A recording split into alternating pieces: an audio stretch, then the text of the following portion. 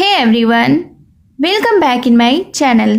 तो हाजिर हूँ मैं फिर से एक न्यू इंटरेस्टिंग मॉरल स्टोरी के साथ। बहुत ही अच्छी कहानी है, वीडियो के एंड तक बने रहिएगा। बहुत सारे न्यू वर्ड्स आप इस स्टोरी में सीखेंगे।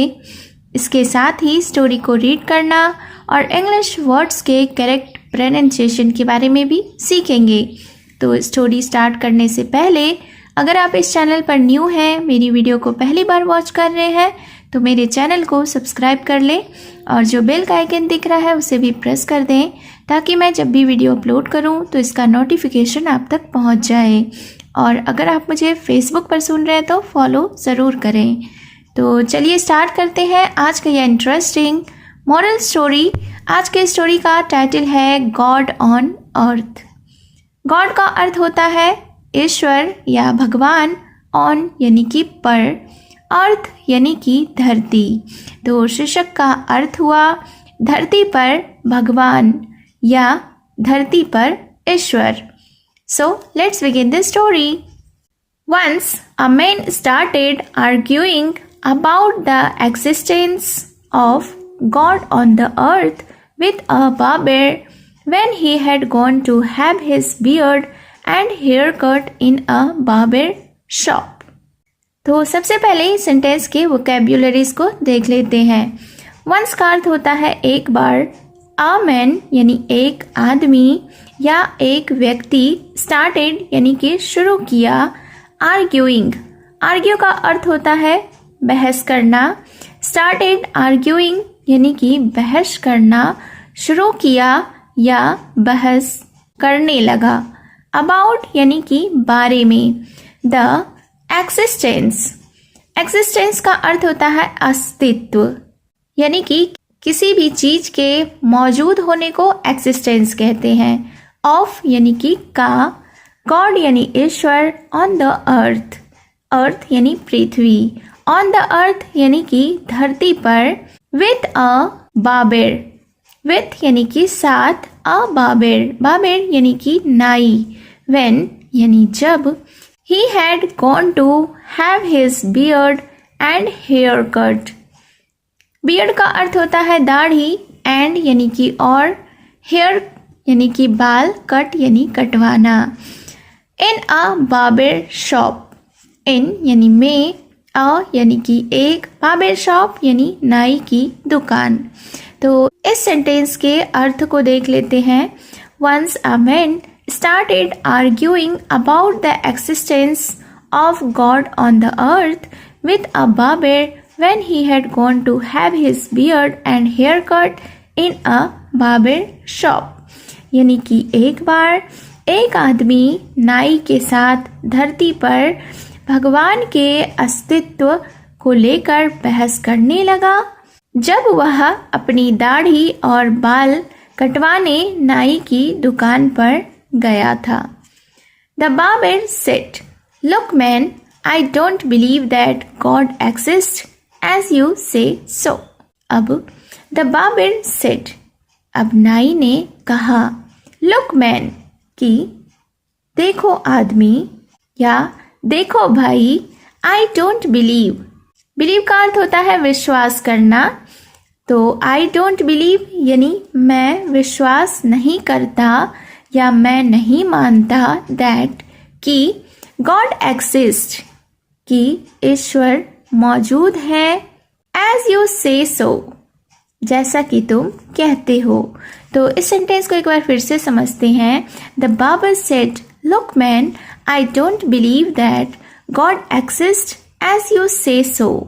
अब नाई ने उस व्यक्ति से, उस आदमी से कहा कि लुक मैन यानी देखो भाई, आई डोंट बिलीव दैट मैं यह नहीं मानता कि God exist as you say सो, ईश्वर वैसे मौजूद है जैसा तुम कहते हो। If God existed would there be so many sick people. अब आगे नाई ने उस व्यक्ति से कहा, इफ गॉड एग्जिस्टेड यानी कि यदि ईश्वर मौजूद होते या अगर ईश्वर का अस्तित्व होता, would there be so many sick people, तो क्या इतने बीमार लोग होते। Would there be abandoned children, क्या इतने सारे बेसहारा बच्चे होते? If God existed, there would be neither suffering nor pain. अगर ईश्वर मौजूद होते तो ना ही दुख होता और ना ही दर्द. The barber finished his job and the client went out of the shop. अब नाई ने अपना काम पूरा किया और ग्राहक दुकान से बाहर चला गया. अब इस सेंटेंस के वोकैब्युलरीज पर फोकस करते हैं. इफ का अर्थ होता है यदि या अगर. एक्सिस्टेड यानी मौजूद होते. सो मैनी यानी बहुत सारे. सिक का अर्थ होता है बीमार. पीपल यानी कि लोग. सिक पीपल यानी बीमार लोग.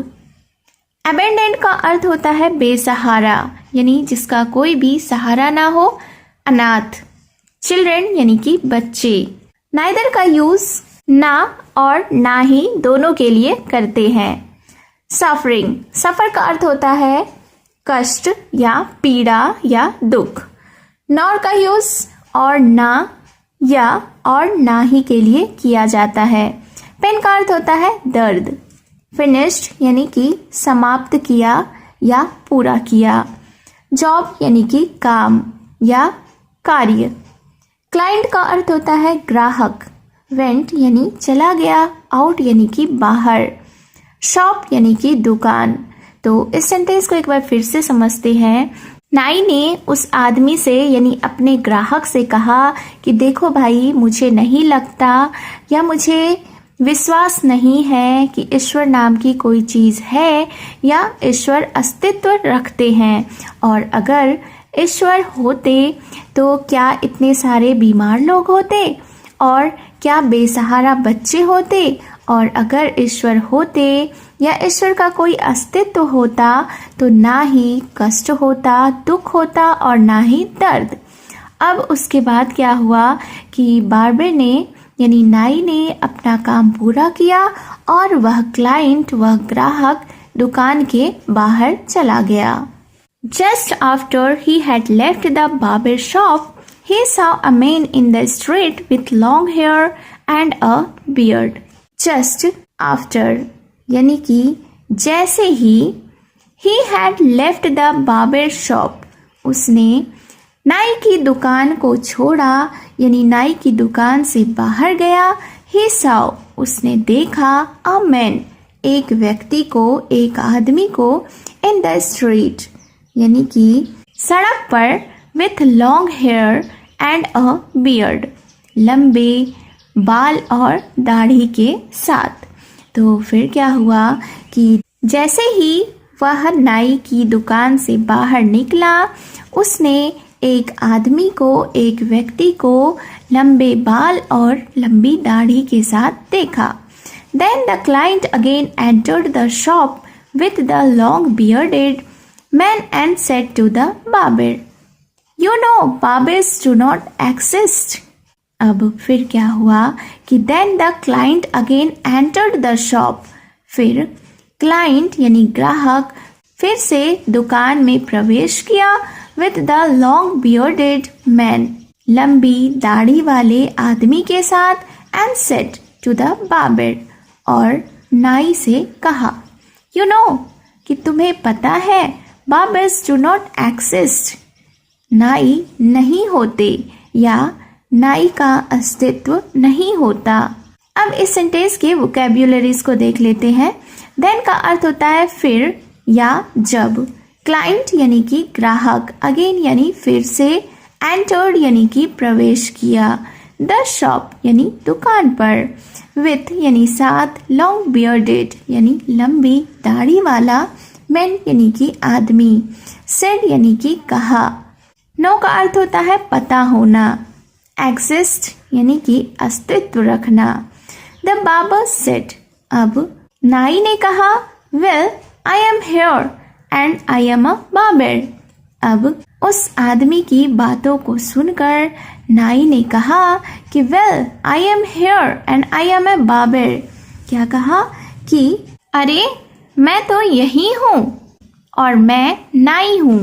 No, the client exclaimed. Exclaimed यानी कि जोर से कहा या आश्चर्य या गुस्से में बोल उठा, या यूँ कह सकते हैं कि ऊंची आवाज़ में कहा। तो फिर क्या हुआ कि द क्लाइंट एक्सक्लेम्ड नो, यानी ग्राहक ने ऊंची आवाज़ में ज़ोर से कहा नहीं। They don't exist because if they did there would be no people with long hair and beards like that man who walks in the street. अब फिर उसके बाद क्या हुआ कि उस आदमी ने नाई से गुस्से से कहा कि नहीं, दे डोंट एग्जिस्ट, यानी कि वे नहीं होते। बिकॉज, क्योंकि इफ दे डिड, अगर वे होते, there would be no people, कोई भी आदमी नहीं होता, with long hair and beards, लंबी दाढ़ी और बालों के साथ, लाइक दैट मैन, उस आदमी की तरह, who walks in the street, जो कि सड़क पर चलते हैं। Moral of the story is it is not necessary to go to God to get his blessings. It का अर्थ होता है यह, इज यानी है, नॉट यानी कि नहीं, नेसेसरी यानी कि आवश्यक या जरूरी, टू गो का अर्थ होता है जाना, गॉड यानी कि ईश्वर, to get his blessings, get यानी कि लेना, हिज यानी कि उसका, ब्लेसिंग्स यानी कि आशीर्वाद। तो इस स्टोरी का यह मॉरल है कि ईश्वर की कृपा पाने के लिए ईश्वर के पास जाना ज़रूरी नहीं है, यानी कि ईश्वर दूर कहीं नहीं बैठे हैं, उनका प्रेम और आशीर्वाद हमारे अच्छे कर्मों से मिलता है। और अगर धरती पर दर्द, दुख, बीमारी या बेबसी है तो इसका मतलब ईश्वर नहीं है, ऐसा नहीं है, बल्कि ईश्वर इंसानों के रूप में हमारे काम लेते हैं कि हम एक दूसरे की मदद करें। ईश्वर की सबसे बड़ी पूजा है इंसानियत और सेवा। तो आपको यह स्टोरी कैसी लगी कमेंट बॉक्स में ज़रूर बताएं। और अगर आपने अभी तक मेरे चैनल को सब्सक्राइब नहीं किया है तो चैनल को सब्सक्राइब कर लें, बेल का आइकन भी हिट कर दें। और अगर आप मुझे फेसबुक पर सुन रहे हैं तो फॉलो ज़रूर करें और कमेंट बॉक्स में ज़रूर बताएं कि आपको यह स्टोरी कैसी लगी और मेरा यह प्रयास कैसा लगा। तो मिलती हूँ मैं फिर से एक न्यू इंटरेस्टिंग मोरल स्टोरी के साथ। Thank you for watching.